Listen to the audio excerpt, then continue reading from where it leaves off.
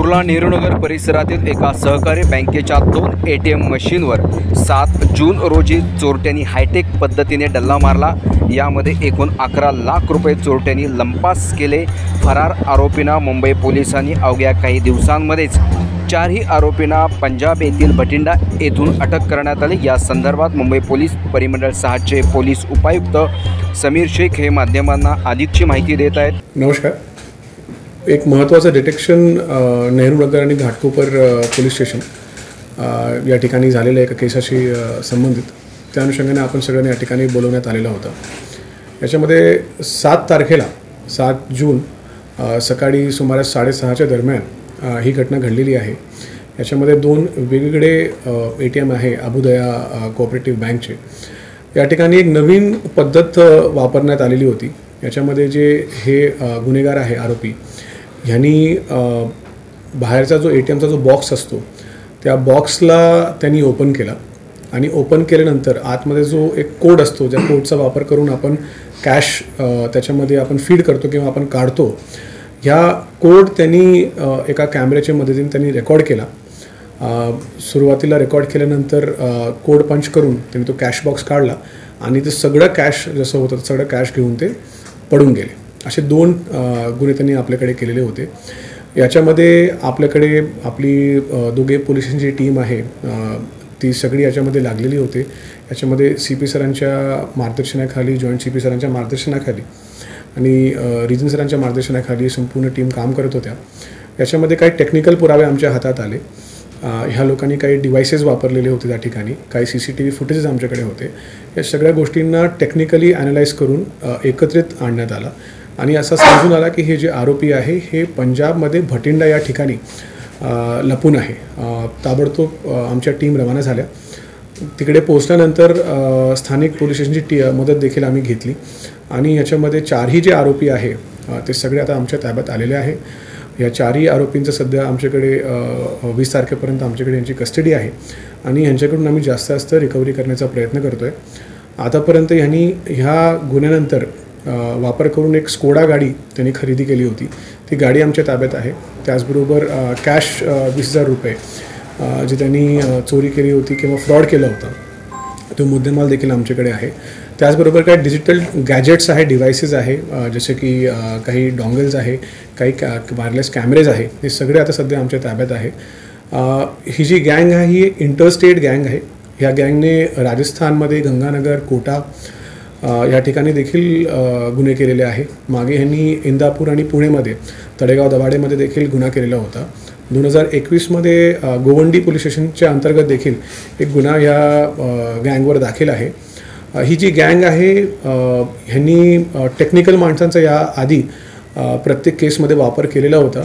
याच्यामध्ये जो मुख्य आरोपी आहे राजपाल सिंग हा टेक्निकली फार साऊंड आहे, फार शिक्षित नाही आहे, परंतु त्याला मागे त्यांनी काही ATMमध्ये कॅश फीड करणाऱ्या कंपनीजमध्ये काम केलेलं होतं आणि त्यांच्याकडून त्यांनी सगळी माहिती घेतली होती कशा या सगळे प्रोसेसेस काम करतात आणि त्याच्या मदतीने त्यांनी हा सगळ्या नॉलेजचा वापर करून हा गुन्हा केलेला आहे। यापुढे आमचा प्रयत्न राहणार आहे की ह्या मोडसशी निगडीत अजून काही गुन्हे त्यांनी केले असतील किंवा त्यांच्या संपर्कात काही गँग्स असतील तर त्यांची माहिती काढणे आणि याच्यामध्ये 100% रिकव्हरी करणं असे आमचे 2 आता पुढच्या इन्व्हेस्टिगेशनमध्ये टप्पे राहणार आहे।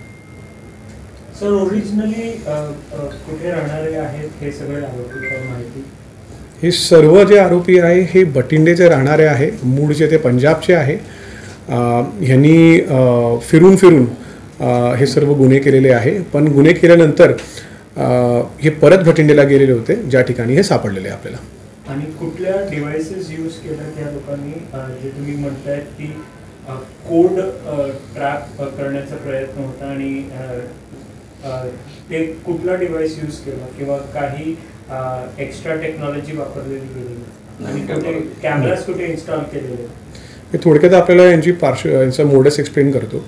याच्यामध्ये प्रत्येक ATM बॉक्सला एक वर एक आउटर एक शेल असतो। त्या शेलमध्ये एंटर करण्यासाठी वेगवेगळ्या प्रकारचे टेक्नॉलॉजीचा वापर केला जातो। तर हे जे ATMs होते, ज्या ATMsला हे टार्गेट करत होते, ह्या ATMsला बाहेर फक्त कीच्या सहाय्याने म्हणजे एका चावीच्या सहाय्याने आपण आत एंटर करू शकत होतो। आत एंटर केल्यानंतर एक छोटासा वायरलेस कॅमेरा ते आत बॉक्समध्ये फिट करून घ्यायचे आणि त्याच्यामध्ये ते रेकॉर्डिंग करायचे. 8 तासाची याची कॅपॅसिटी असते ह्या कॅमेऱ्याची. त्यामुळे त्या दरम्यान जेवढे कॅश भरणारी जी टीम येते ते टीम आल्यानंतर ते फीड करतात कोड्स, आणि त्या कोड्सचे संपूर्ण जे रेकॉर्डिंग आहे ते कॅमेऱ्यामध्ये ते फीड केली जाते. नंतर हा कॅमेरा परत एक्स्ट्रॅक्ट केला ह्या लोकांनी, आणि एक्स्ट्रॅक्ट करून ते व्हिडिओज त्यांनी स्टडी केलं, आणि त्यांच्यामधनं त्यांना ते कोड्स समजले. अशा करून त्यांनी ह्या ATMचे जे कोड्स आहे ते मेमराईज केले. त्या ठिकाणी ते गेले, त्यांनी ते आउटर शेल कीने ओपन केला, आणि मग कोड पंच करून त्यांनी ते कॅश बॉक्स बाहेर काढले. याच्यामध्ये ह्या कॅशचा वापर करून त्यांनी एक स्कोडा वाहन घेतलेली आहे. ती स्कोडा वाहन आपल्याकडे जप्त आहे. त्यांनी 20,000 रुपये कॅश त्यांच्याकडे जे सापडलेले आहे ते आपल्याकडे आता रिकवर्ड आहे. त्याचबरोबर जो डिव्हायसेस त्यांनी सगळे वापरले, एक डॉंगल वापरलं आहे त्यांनी आपसात कम्युनिकेट करण्यासाठी, त्यांनी जे कॅमेरे वापरलेले आहे ते इन्फॉर्मेशन कलेक्ट करण्यासाठी, काही मेमरी कार्ड रीडर्स त्यांनी वापरले होते. हे सगळे जे वस्तू आहे त्यांच्या क्राईमसाठी त्यांनी जे वापरलेली आहे हे सगळे वस्तू आमच्या केसमध्ये आम्ही जप्त केली आहे. सर्वच ATM मध्ये CCTV कॅमेरे बसवलेले, त्याच्यामध्ये काही गोष्टी आढळल्या जात आहेत का? CCTV कॅमेरा आतमध्ये टाकत होते वगैरे. तर याच्यामध्ये वेगवेगळ्या प्रकारचे कंपनीज जे आहे ATMचे ते वेगवेगळ्या प्रकारच्या टेक्नॉलॉजी आणि स्ट्रक्चर वापरतात.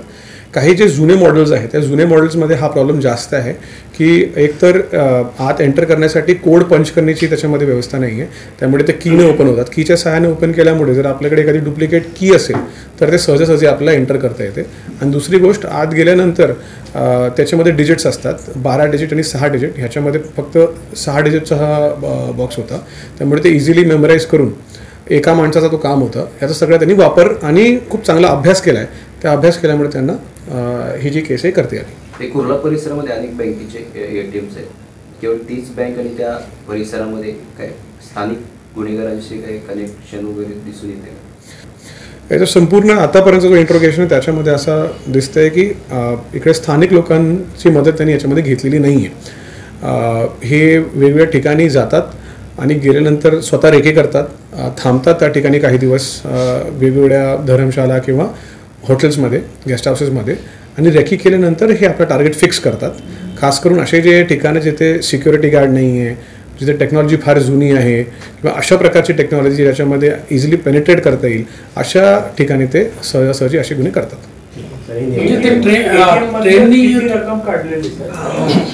टोटल याच्यामध्ये 2 ATM त्यांनी आपल्याकडे स्कॅम केले होते. पहिली जी ATM आहे त्याच्यामध्ये 3,07,000 त्यांनी काढलं होतं, आणि दुसऱ्या ATM मध्ये 8,86,000. एकच बँक अबुधाबी कोऑपरेटिव्ह. यासारख्या अन्य बातम्या बघण्यासाठी तुम्ही आमच्या चॅनलला लाईक करा, शेअर करा, सबस्क्राईब करा. धन्यवाद.